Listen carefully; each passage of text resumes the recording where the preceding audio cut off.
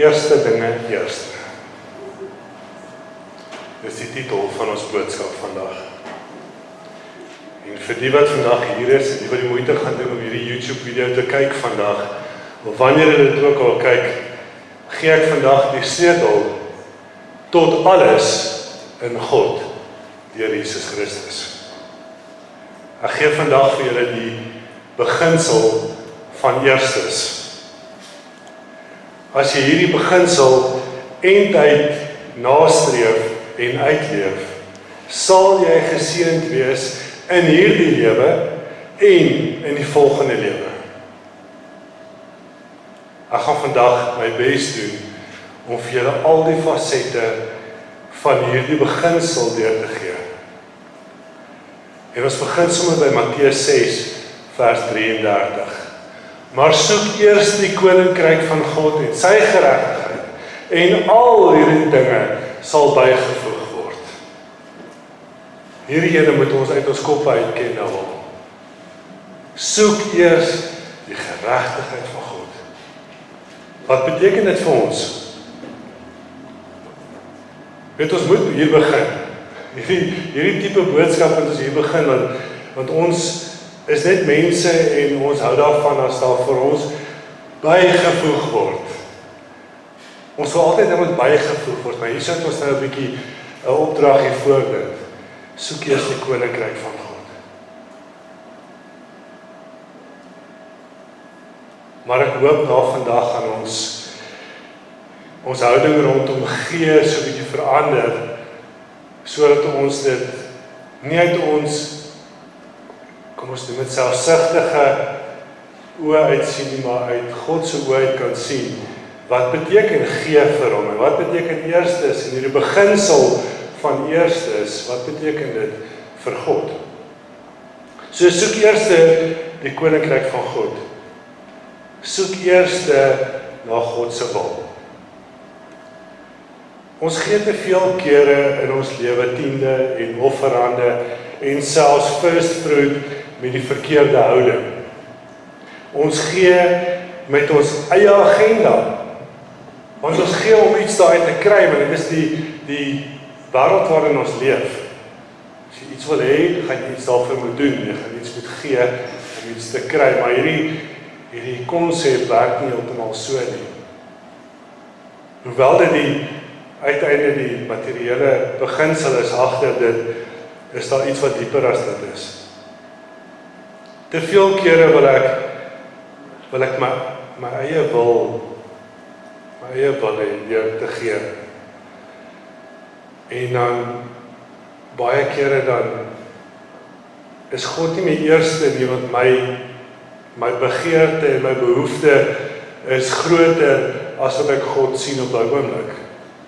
En dan skuif ek vir God na 'n tweede plek toe, want my agenda is groter, of ek skuif hom heel laaste, want ek glo uit my eie uit, moet ek eers by dit uitkom, waarna ek jaag.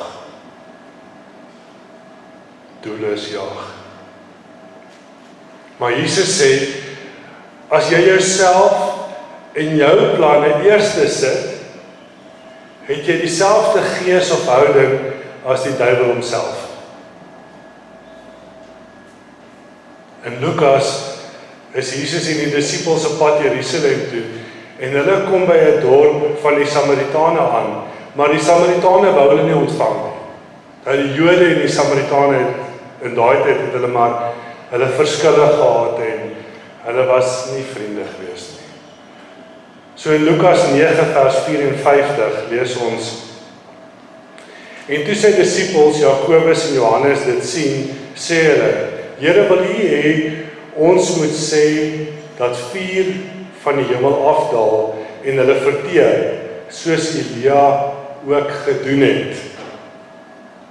Hulle vra, Here, wil U? Maar hulle het nie Jesus se wil daarin ag geneem nie. Hulle het nie gewaar wat hy wil nie. Wat hulle wou is om vir hierdie honde, wat hulle die Samaritane genoem het, hulle wil vir hierdie honde 'n les leer. Julle wil nie vir Jesus ontvang in julle dorp nie, so ons gaan vuur uitroep uit die hemel uit om julle te verteer. Hulle wil, nie die Here se wil nie. En hoor wat sê Jesus in Lukas 9 vers 55 in die volgende vers. Maar hy draai hom om en bestraf hulle en sê, julle weet nie van hoe danige gees julle is nie. Jou houding en jou gedagtes is van die duiwel. Jesus sê, want ek het gekom, in die volgende vers, ek het gekom om mense te red, nie om verwoesting te saai soos dit die duiwel doen nie. So die disippels van hom het die houding van die duiwel gehad, om te verwoes, om plat te slaan, om in die pad uit te kry.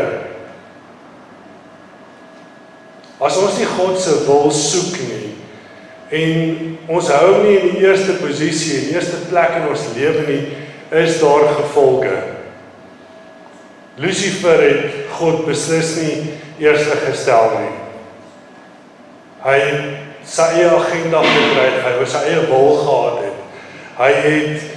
Hy wou op dieselfde vlak as God gekom het, of selfs hoër gewees het as God. En die gevolge daarvan, omdat hy God nie eerste gestel het nie, toe word hy uit die hemel geskop. Semir, hy en al sy trawante, daar is hulle uit. Van 'n regering, van 'n spesiaal gesalfde hemelwese, waar hy soveel autoriteit gehad het in God, word hy uitgeskop en hy word vervloek om eendag in die poel van vuur gegooi te word, waar hy vir die res van tyd sal brand. Adam en Eva jaag hulle eie begeerlikhede na. Vir daai oomblik word Eva mislei en God is nie meer haar nommer 1 nie. Want nou is daar 'n kans om gelyk te kom met God. Nou is daar 'n kans om te weet wat God weet en om te doen wat hy doen en sy val vir dit en sy stel haarself eerste. En sy en Adam doen die ondenkbare en wat is die gevolge? Dan word hulle uitgeskop. Uit die tuin van Eden uit, waar hulle elke dag saam met God geloop het, met hom gekommunikeer het, waar hulle alles gehad het wat hulle ooit sou nodig kry, uitgeskop. En nou moet hulle gaan werk vir elke ete, waar hulle alles gehad het. Abraham aan die ander kant, word duisende jare nadat hy reeds weg is, word hy onthou vir sy getrouheid en vir sy gehoorsaamheid en omdat hy God eerste gestel het. God was vir Abraham die belangrikste in die hele wêreld. God sê vir Abraham om sy enigste seun, die seun vir wie hy so lank gewag het, die seun wat God aan hom beloof het, sê God vir hom, vat hierdie seun, hierdie eersgeborene van jou, en vat hom na die berg toe, vat hom na berg Moria toe, jy gaan hom daar offer vir my. En Abraham vat vir Isak. Dan gaan hulle berg toe. En hy gaan vir Isak aan die Here offer. Hoekom? Want God was Abraham sy nommer 1. En omdat God sy nommer 1 was, kon God vir hom enigiets gesê het, enigiets gevra het en hy sou dit gedoen het. Selfs om sy enigste seun, daai seun wat aan hom beloof is, om hom te gaan offer. 'n brandoffer aan die Here.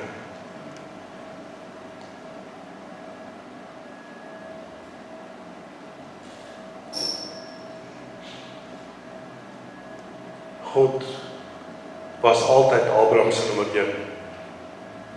Hy het hom eerste gestel in sy lewe, oral waar hy gegaan het en alles wat hy gedoen het. Maar God sien toe raak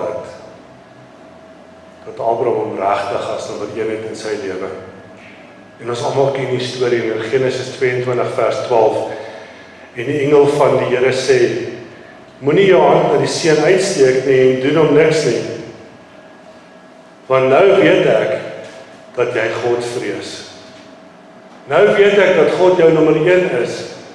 selfs wanneer ek die onmoontlike van jou verwag het. Weet julle wat?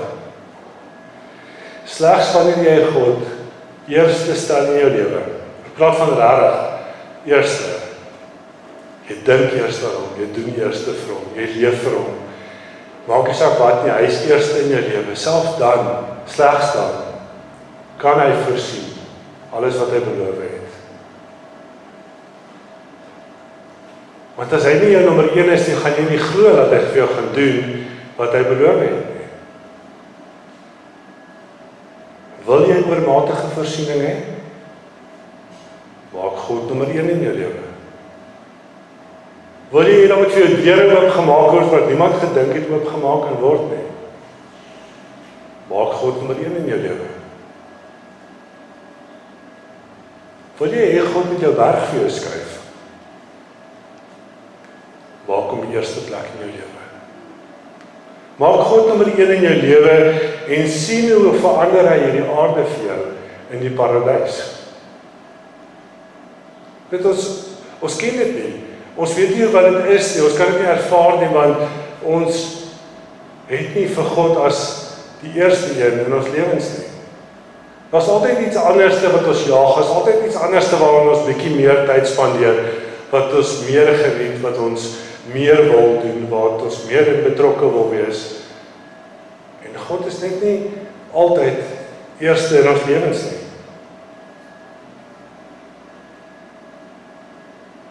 Soek eers die koninkryk van God en sy geregtigheid. En al hierdie dinge sal bygevoeg word. Eerste, soek eerste na God. Nou ek het gesê ons gaan julle vandag leer van die beginsel van eerstes. Nou kom ons gaan na Exodus 34 vers 19. Exodus 34 vers 19. En God sê, alles wat die moederskoot open, is myne. Ook al jou vee, wat manlik is. Die eerstelinge van beeste en klein vee. Kyk, ons begin hier, deur hierdie vers baie mooi te ontleed, en seker te maak dat ons verstaan wat hier staan. Want hier staan, alles wat die moederskoot open, wat? Is myne. God sê nie hier, hy vra nie vir ons, maar hierso, as jy nie te veel omgee nie, kan ek asseblief die eerste skryf nie? Sien wat daar staan nie, daar staan dit is syne.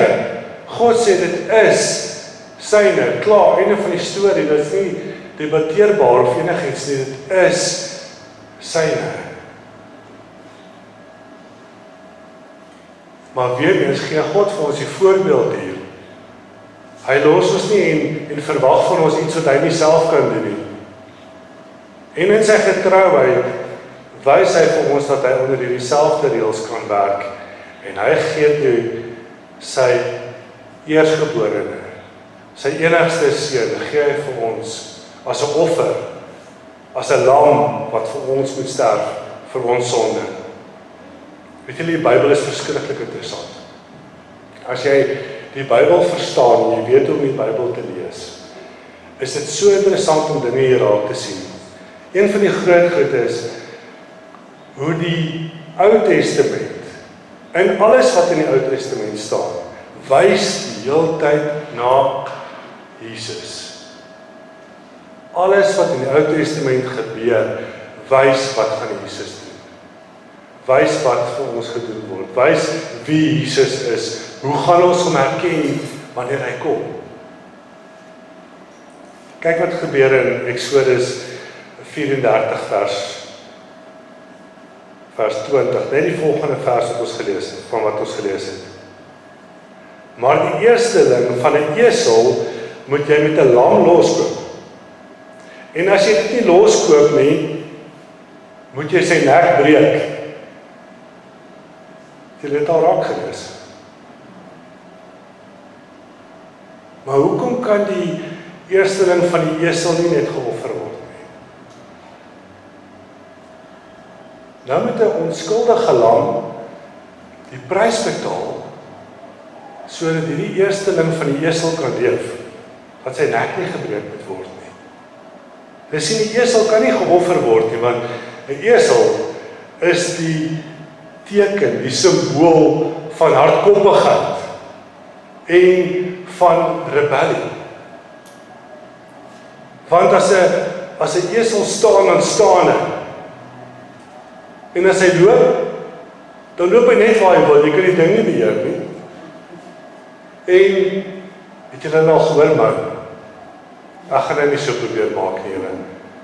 Maar eers trek hulle ons so uit, nie. So lang trek wat hulle maak, nie. En dan kom hy kort gekef agterna. En dit hou aan, en aan, en aan, en aan, en aan. En dan haal hy die asem, maar trek hy hom weer. Want trek hy weer so lank. Maak hy so lekker lang moun geluid, né? En dan kap hy hom weer. En dan moun, en moun, en moun, en moun, en moun. En so kan hy aanhou. Vir ure aan jou. Laat my verskriklik baie dink aan 'n mens. Wat sê die Bybel van hardkoppigheid en rebellie? Ons kyk, 1 Samuel 15 vers 23. Die New King James Version sê vir ons, for rebellion is as the sin of witchcraft, and stubbornness is as iniquity and idolatry. Daarom het ons 'n lam nodig. 'n lam nodig om die esel vry te koop. Nou kom ons sê dit soos wat dit is. Ons is die esels. Ons is hardkoppig. Ons leef in rebellie. Ons rebelleer so gereeld teen God. Ons kom dit nie eens agter nie. Dit is so in ons natuur, né? En wat kan ons loskoop? Net die lam van God. Net Jesus alleen, daai eersteling lam kan ons loskoop. En dit is ook maar goed so dat ons losgekoop het, want wat sê Exodus 34 vers 20 vir ons, as ons nie losgekoop word nie, dan moet ons nek gebreek word. Ons hardkoppige nasie. Ons mens wat hardkoppig is. Kom ons gaan vir 'n oomblik terug na Abraham toe. En wat hy met sy eersteling gedoen het. En ons hou in gedagte wat ons nou net gelees het in Exodus 34 vers 20. En ons onthou dat die eersteling geoffer moet word of vrygekoop moet word. So Abraham vat vir Isak op na berg Moria om te gaan offer. Soos wat die Here hom beveel het. En op die punt wat Abraham vir Isak moet doodmaak in hierdie offer, stop God hom. Hy sê vir hom, stop. En hy voorsien vir hom 'n ram. As 'n ram. En Isak word losgekoop van die dood deur hierdie ram. En Abraham offer die ram in plek van sy seun Isak. Isak het later 2 seuns gehad. Jakob en Esau. Jakob het 12 seuns gehad. En in die nageslag van die 12 seuns word die 12 stamme van Israel gebore. Okay? God stuur toe vir Josef, Jakob se seun, na Egipte as slaaf. Daar sy broers het hom verkoop aan die Midianiete en die Midianiete het nou weer vir Josef gaan verkoop in Egipte. En so is Josef daar in Egipte in gevangenis en hy word uiteindelik die eerste minister van Egipte. En hy doen 'n goeie job daar. Maar daar kom toe 'n hongersnood. En Josef laat haal sy pa en sy broers. Hulle moet so toe kom, dan ten minste is hulle onder sy oë, dan kan hy kyk dat hulle alright is. En toe hulle nou daar aankom, is die hele familie van Abraham wat nou daar is toe nou 70 mense. 70 mense, 70 Israeliete is daar by mekaar in Egipte. En hulle bly toe daar vir 430 jaar. in gevangene. Na 430 jaar het hierdie volk gegroei na oor die 2 miljoen mense. En waartoe gaan ek met hierdie? Selfs in die moeilikste van tye het die Jode vermeerder en gefloreer. Hoekom? Oor wat Abraham aan die begin gedoen het. Abraham het first fruit gegee. God het gesê, ek soek jou eerste. Die eerste is myne, het hy gesê. En Abraham het gebed. Toe God gesê, geef my jou eerste, het Abraham gesê, dis reg. Want sien toe Abraham daardie dag vir Isak opgevat het op die berg, al het God hom gestop, het hy in sy hart klaar vir Isak geoffer. In sy hart het hy klaar first fruits gegee. Dit was 'n uitgemaakte saak. Sy houding was reg daaroor. Sy denke was reg daaroor. Sy geloof was reg daaroor. Sy geloof het gemaak dat hy die first fruit gee. En wat het hy first fruit gedoen? Daai eerste vrug het gemaak dat alles wat daarna kom ook heilig is. Geseënd is. As gevolg van first fruits seën God hierdie Israeliete. Deur een man wat getrou was. Een man wat gedoen het wat God van hom verwag het.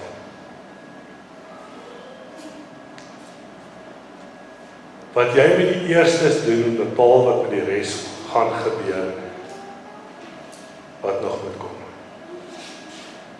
Wat jy met die first fruits doen, bepaal wat met die res van die oes gebeur. Vir generasies. Nie net vir jouself nie. Hier is dit baie duidelik. Van een persoon af, na oor die 2 miljoen mense wat geseën is, omdat Abraham gehoorsaam was om first fruits te gee.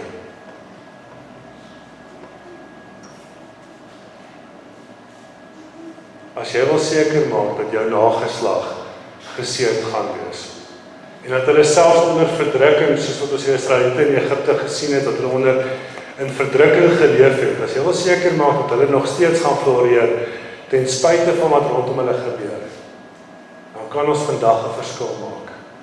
En ons kan leer om die eerstes altyd vir God te gee. Maar kom ons gaan kyk na die Nuwe Testament, waar daaroor first fruits staan. En Paulus skryf in Romeine 11 vers 16. En as die eerstelinge heilig is, dan die deeg ook. En as die wortel heilig is, dan die takke ook. So Paulus praat hier van die stamboom van Israel. As die eerstelinge heilig is, dit is nou Abraham, Isak en Jakob, dan is die nageslag ook heilig. En die Bybel is vir ons bewys daarvan. Ons het gesien wat met die volk gebeur, wat met Israel gebeur. En as die wortel heilig is, wie is die wortel? Die wortel is daai eerste persoon. Die eerste persoon in jou familielyn wat first fruits gee. So wil jy die wortel wees? Wil jy die begin wees van 'n geseënde nageslag? Wees dan die een wat hierdie beginsel eerste toepas. Geef vir God die eerstes waarmee jy vermeerder, sodat die takke, jou nageslag, geseën kan wees. Kom ons recap net vandag om te kyk tot waar kom ons vandaan en waar is ons nou. So die beginsel van eerstes begin waar jy God nommer 1 maak. Belangrikste. Wanneer hy nommer 1 is, wil jy sy wil doen en jy wil sien dat sy wil geskied. Ons het geleer dat God sê, al die eerstes is syne. God se eersteling, Jesus, het ons vrygekoop. En deur die eerstes vir God te gee, maak jy jou nageslag 'n geseënde nageslag. Okay, so dit is waar ons nou is. Voor ons nou gaan kyk hoe ons eerstes kan gee en wat eerstes is, moet ons eers verstaan hoekom ons eerstes gee. Hoekom ons daai eerste gedeelte gee. En hoekom ons nie die volgendes gee, of die laastes gee. Want ons praat van first fruits vandag. Eerste dinge kom eerste.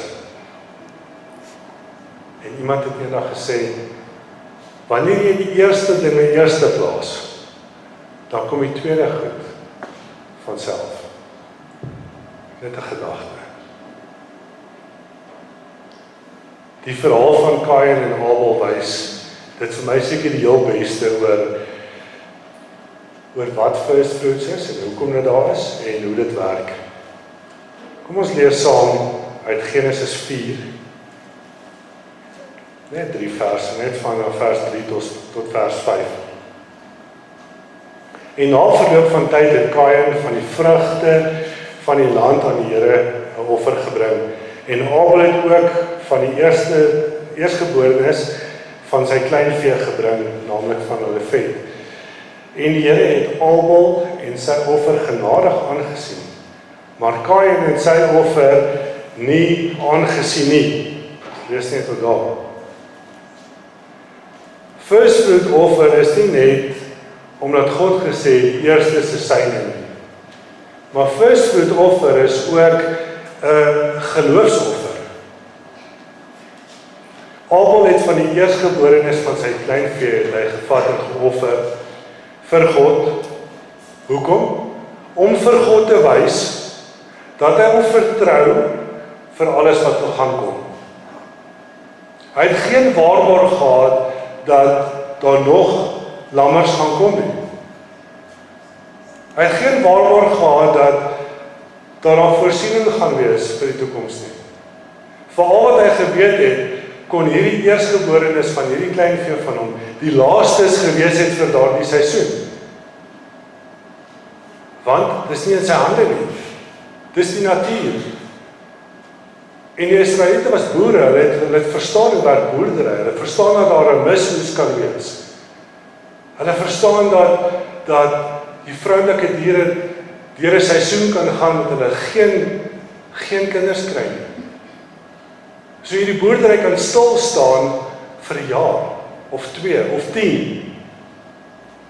So uit geloof uit, gaan Abel en hy offer hierdie eerstelinge. En daardeur sê hy vir God, ek vertrou vir u. Ek gee vir u die eerstes, want ek weet dat u gaan voorsien en dat die res van my vee gaan lammers kry en dat dit 'n geseënde seisoen sal wees. Maar Kain, die Bybel sê na verloop van tyd. As jy nou mooi gaan kyk hoe daai sin saamgestel is en waar hy vandaan kom, beteken dit was aan die einde van die oestyd. Die tyd waarvan hulle hier praat was oestyd. Na verloop van tyd, na oestyd verby is, gaan Kain en hy vat 'n gedeelte van dit wat hy geoes het en hy gaan offer dit. En God aanvaar nie hierdie offer. Sien as dit tiendes was, of dit was offerhande, of dit was enige ander offer, was hierdie offer perfek gewees. Maar God het hierdie offer nie aanvaar nie, want dit was oestyd. En God soek sy eerstes. En Kain het nie van eerstes gegee nie. Kain het eers gaan seker maak, want hy het nie vertroue gehad, hy het eers gaan seker maak, kan ek genoeg oes om vir die volgende jaar vanaf te leef?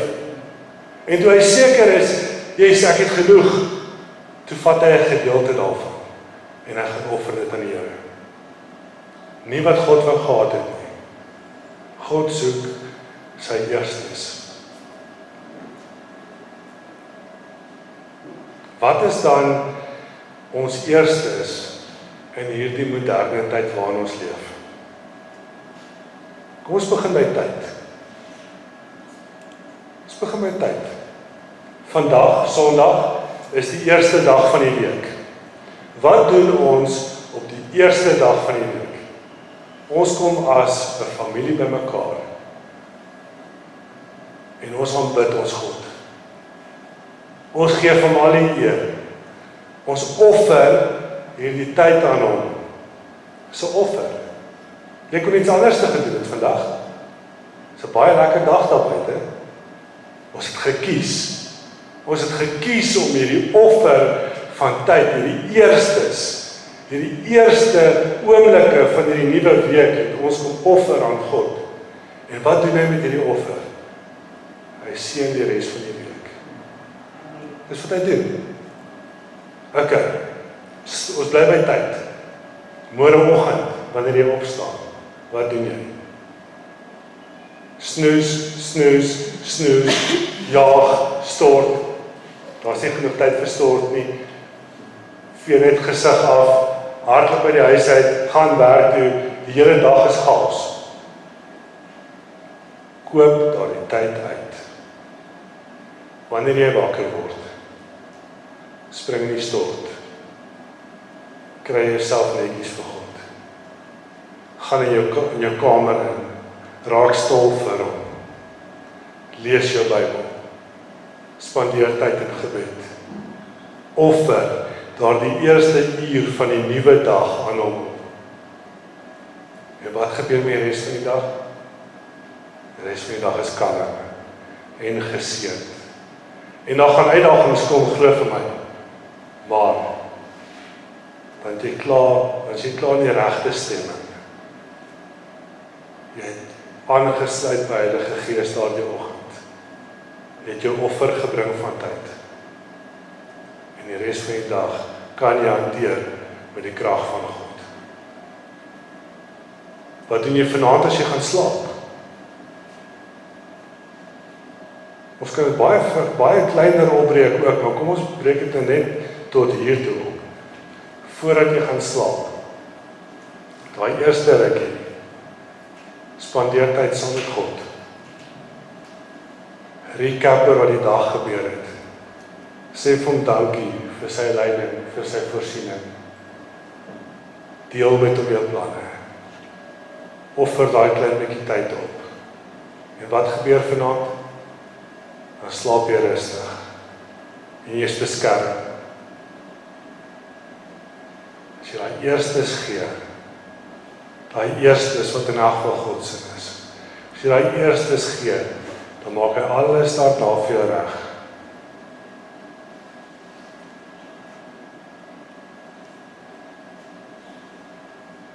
OK, kom ons praat nou 'n bietjie oor geld.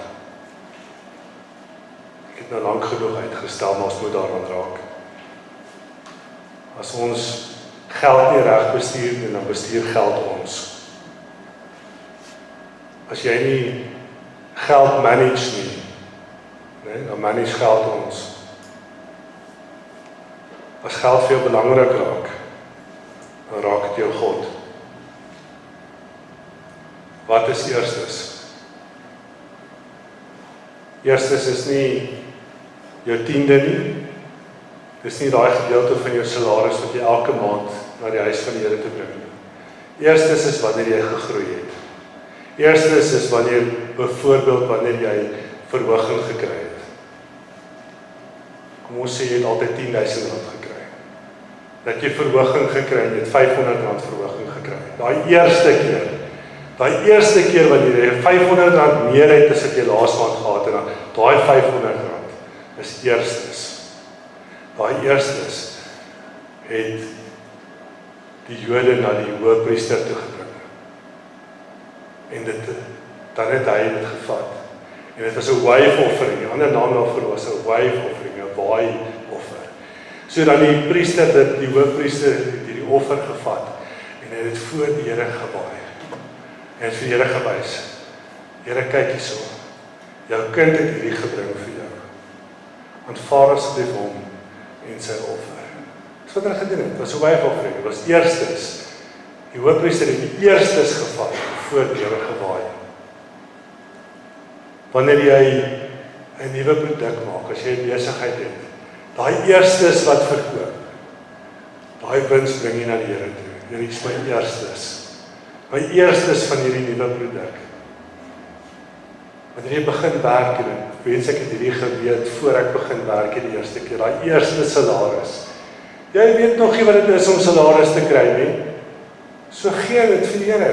Dis eerstes. Gee daai eerstes vir hom. Wanneer jou blomme, jou tuin begin blom, daai eerstes.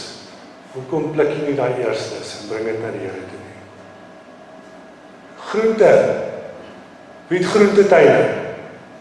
Ek ken almal net so 'n paar bakke met groente en die heerlikste arbeide. Daai eerstes.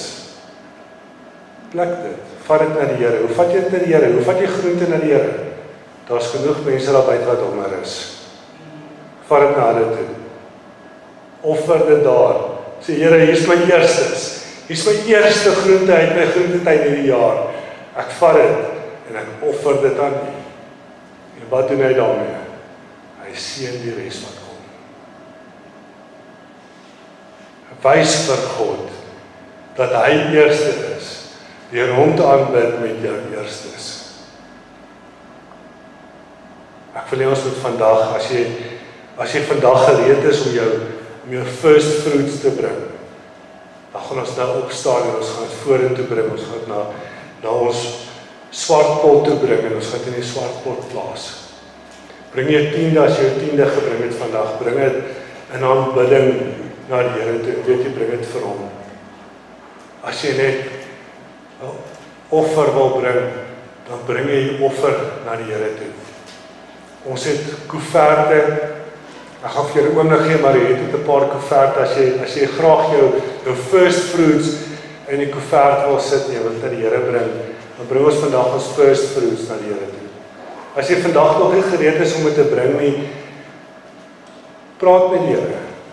Berei jou hart hiervoor voor en wanneer jy gereed is, dan bring jy jou first fruits na die huis van die Here. Ons bankbesonderhede is ook op die counter daar agter as jy voel jy wil eerder 'n EFT doen. Bring jou first fruits na die Here. Maar maak seker dat jy die Here uitgeklaar het voordat jy dit doen. Maak seker dat jou hart die regte gesindheid het om dit te doen. En dan bring jy jou first fruits en dan offer ons vandag. Bring 'n regte offer. Wanneer elke keer in elk geval wanneer jy jou tiende bring, moet jy dit sien as Vader, hier is my offer. In die oggend wanneer jy stilte tyd, Vader, hier is my offer. Sondag wanneer jy kerk toe kom, Vader, hier is my offer. Kom ons leer om weer te offer aan die Here. En veral daardie eerstes. Hy beklemtoon dit so baie sterk van daai eerstelinge is myne. Soos ek reeds genoem het die hoëpriester dan hierdie first fruit offering gevat.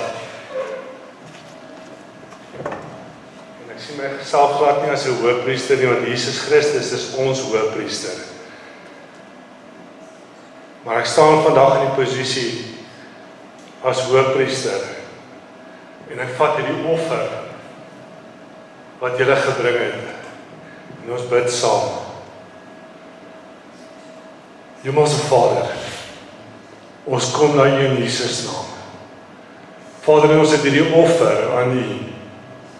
Ons bring hierdie gedeelte wat U vir ons gegee het, bring ons na U huis en ons offer dit aan U. Vader, hier is hierdie offer. Aanvaar asseblief hierdie offer en die een wat dit geoffer het. Sien die kind raak en hulle getrouheid raak. Ons dankie Vader. Ons dankie vir wat U vir ons doen. Ons dankie dat U hierdie eerste in ons hande gesit het en vir ons die keuse gegee het wat ons daarmee gaan maak.